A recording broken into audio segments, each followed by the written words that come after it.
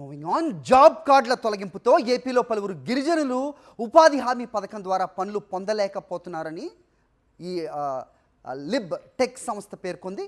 అలాగే జాబ్ కార్డులను పునరుద్ధరించాలని గిరిజనులకు సంబంధించిన అధికారులను కోరుతున్నా కనీసం వాళ్ళు పట్టించుకోవటం లేదని తమ పరిశీలనలో తేలినట్టుగా వెల్లడించింది. దేశవ్యాప్తంగా కూడా ఉపాధి హామీ పథకం అమలు తీరుపై ఏటా లిప్టిక్ అధ్యయనం చేస్తూ ఉంటుంది. తాజాగా 24-25 ఆర్థిక సంవత్సరం నివేదికను విడుదల చేసింది. 2023-24తో పోలిస్తే 2024-25లో పనుల కోసం నమోదు చేసుకున్న కుటుంబాల సంఖ్య 8.6% మేర పెరిగింది. పని దినాల సంఖ్య 7.1% తగ్గినట్లు లిప్టెక్ వివరించింది.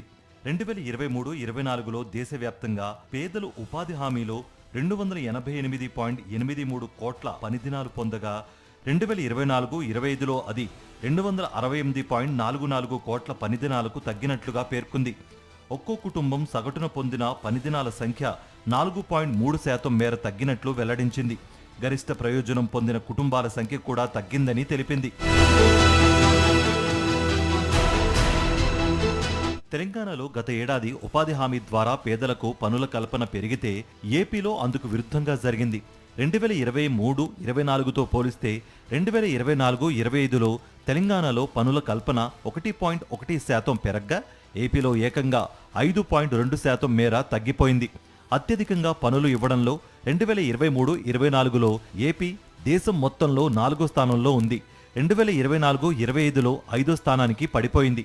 ఉపాధి హామీ పథకం అమలుకు కేంద్ర ప్రభుత్వం చాలా తక్కువ నిధులు కేటాయిస్తున్నట్లు లిప్టెక్ నివేదికలో వివరించింది.